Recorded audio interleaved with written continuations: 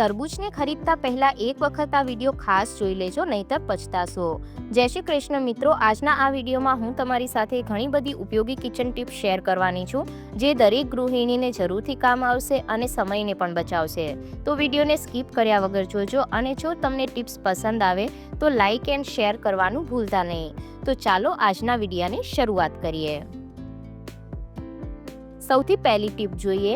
આપણા ઘરની અંદર ઘણી બધી લાઇટ્સની, પંખાની અલગ અલગ સ્વિચો હોય છે, પરંતુ ઘણી વખત કેવું થાય કે આપણને ભૂલાઈ જાય કે કઈ સ્વિચ કેની છે, અને આપણે વારંવાર બધી જ સ્વિચોને ચાલુ બંધ કરતા હોઈએ છીએ। ઘણી વખત ઘરમાં કોઈ મહેમાન આવ્યા હોય તો એ લોકો માટે પણ તકલીફ પડે છે કે કઈ સ્વિચ શેની છે। તો એના માટે સિમ્પલ ટ્રીક છે કે તમે કોઈ સ્કેચ પેનની મદદથી ઉપર લખી શકો છો, પરંતુ જો તમારી પાસે સ્કેચ પેન નથી તો જે બાળકોના વોટર કલર આવે તમે એનો ઉપયોગ પણ કરી શકો છો। વોટર કલરની અંદરથી કોઈ પણ એક કલરને તમે આ રીતના લઈ લો અને ત્યારબાદ સ્વિચ ઉપર લખી લો કે કઈ સ્વિચ શેની છે। જેમ કે આ જે સ્વિચ છે એ લાઇટની છે, તો અહીંયા મેં એલ છે એનું નિશાન બનાવી લીધું છે। એ જ રીતે આ બીજી સ્વિચ પણ લાઇટની છે, તો અહીંયા પણ હું એલ છે એ દોરી લઈશ। ત્યારબાદ જે પંખાની સ્વિચ છે એના માટે અહીંયા આપણે પી લખી લઈશું। આ રીતના આપણને સ્વિચનો ખ્યાલ રહેશે કે કઈ સ્વિચ છે એ કયાની છે, જેથી આપણો સમય પણ બચે છે અને ઘરે કોઈ આવ્યું હોય તો એ લોકોને પણ તકલીફ નથી પડતી સ્વિચને શોધવામાં। તો આ આઈડિયા તમને કેવો લાગ્યો એ મને કોમેન્ટ કરીને જરૂરથી જણાવજો। ત્યારબાદ જોઈએ બીજી ટીપ। ઉનાળાની સિઝન આવે એટલે ફ્રીજમાં આપણે બધા જ વોટર બોટલ મૂકવાનું ચાલુ કરી દેતા હોઈએ છીએ। વોટર બોટલને આપણે બહારથી તો સરસ રીતે ધોઈ લઈએ, પણ અંદરથી ઘણી વખત એ સાફ નથી થતી, તો એને એકદમ સારી રીતે સાફ કરવા માટે તમે ચોખાનો ઉપયોગ કરી શકો છો। થોડા આપણે ચોખા લઈ લેવાના છે, એટલે કે 1 ચમચીથી ઓછા તમે ચોખા લઈ શકો છો। તો 1 ચમચી જેવા ચોખા લઈ અને આ વોટર બોટલની અંદર આ રીતના ઉમેરી દેવાના, અને ત્યારબાદ આપણે એની અંદર પાણી ઉમેરી દઈશું। તો અહીંયા મેં અડધો ગ્લાસ જેટલું પાણી લીધું છે। ત્યારબાદ આપણે ઢાંકણને બંધ કરી અને બોટલને સારી રીતના શેક કરી લેવાની છે આ રીતના, જેથી શું થાય કે ચોખાની મદદથી જેટલી પણ નીચે ગંદકી વગેરે જામી ગઈ હશે ને એ બધી ક્લીન થઈ જશે। હવે આ પાણીને કાઢી લેવાનું છે અને આને સાફ પાણીથી ધોઈ લેવાની છે। તો સિમ્પલ ટ્રીક છે, પણ તમારા કામને જરૂરથી આસાન બનાવશે। ઉનાળાની સિઝન આવે એટલે દરેકના ઘરમાં તરબૂચ આવી જતા હોય છે, તો આજે હું તરબૂચ સાથે જોડાયેલી 3 વસ્તુઓ તમારી સાથે શેર કરવાની છું। ઘણી વખત એવું થાય કે આપણે જ્યારે તરબૂચ ખરીદીને લાવીએ ત્યારે તરબૂચ છે અંદરથી મોડું નીકળતું હોય છે, તો તરબૂચ અંદરથી મીઠું છે કે નહીં એ ચેક કરવા માટેની એક સરળ ટ્રીક છે। તો જો આ રીતના આપણે તરબૂચ છે એની પાછળ તમે અહીંયા જોઈ શકતા હશો આવા નિશાન લાગેલા છે। જ્યારે તરબૂચ પર આવા નિશાન લાગેલા હોય એનો મતલબ એવો હોય છે કે જે તરબૂચ છે અંદરથી સારી રીતના પાકેલું છે અને મીઠું છે। જો તરબૂચ એકદમ લીલું હોય અને એના પર કોઈ પણ નિશાન ના હોય તો એનો મતલબ તરબૂચ મોડું છે, તો એવું તરબૂચ તમારે નહીં ખરીદવાનું।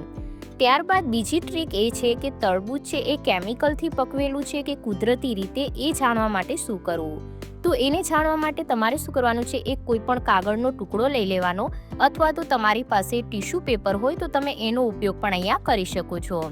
એ ટુકડાને આપણે આ રીતના તરબૂચની વચ્ચે મૂકી દેવાનો છે। તો આને 5 મિનિટ જેવું આપણે આના ઉપર જ રહેવા દઈશું। 5 મિનિટ બાદ જ્યારે તમે ચેક કરશો તો તમને તરત જ ખબર પડી જશે કે તરબૂચ કેમિકલથી પકવેલ છે કે પછી કુદરતી રીતે। તો જો 5 મિનિટ બાદ આપણે આ રીતના કાગળને હટાવી લઈએ। અહીંયા તમે જોઈ શકો છો કે આ કાગળ પર લાલ કલરના બિલકુલ નિશાન નથી। જ્યારે આના અંદર કોઈ પણ કલર વગેરે ઉમેરવામાં આવે છે, ઇન્જેક્શનથી પકવવામાં આવે છે, ત્યારે આના ઉપર લાલ કલર આવી જાય છે, તો એનો મતલબ છે કે આ જે તરબૂચ છે એ કુદરતી રીતે પકવેલું છે। તો આ રીતના તમે ચેક કરી અને ત્યારબાદ જ તરબૂચને ખાશો તો ક્યારે પણ તમને કોઈ પણ હેલ્થ પ્રોબ્લેમ નહીં થાય। ત્યારબાદ હવે આપણે જોઈએ કે તરબૂચને સહેલાઈથી કટ કઈ રીતના કરવો। તો જો એના માટે મેં અહીંયા એક થાળી લઈ લીધી છે। ત્યારબાદ હવે આપણે તરબૂચના 4 મોટા કટકા કરી લેવાના છે।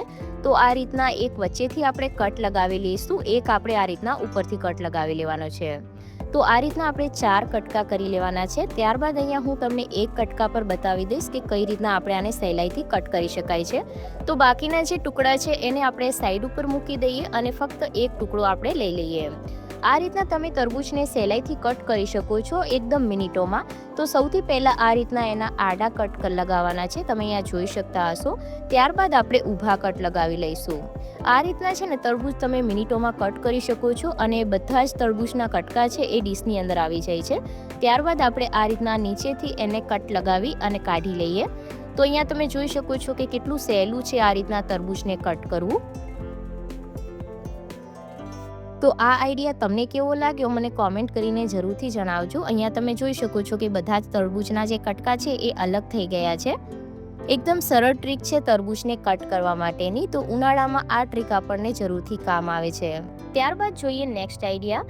જ્યારે ડ્રોઅરની અંદર સામાન રાખવા માટે જગ્યા ઓછી હોય અને આપણે બધા વાસણ આ રીતના મૂકી દઈએ તો બધા વાસણ એકબીજા સાથે આ રીતના મિક્સ થઈ જતા હોય છે. તો એના માટે તમે કોઈ પણ એક બાસ્કેટ લઈ શકો છો અને એની અંદર જે નાની નાની વાટકીઓ હોય એને એકની અંદર એક મૂકી શકો છો.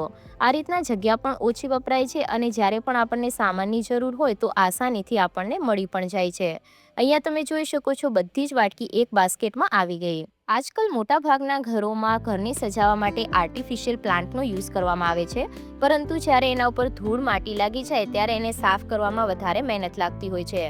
તો એને સાફ કરવા માટે કોઈ પણ તમે જૂના મોજાનો યુઝ કરી શકો છો. મોજા ઉપર આ રીતના પાણીનો સ્પ્રે કરી દેવાનો છે અને ત્યારબાદ જેટલા પણ એના પત્તા છે એને આ રીતના સાફ કરી લેવાના છે.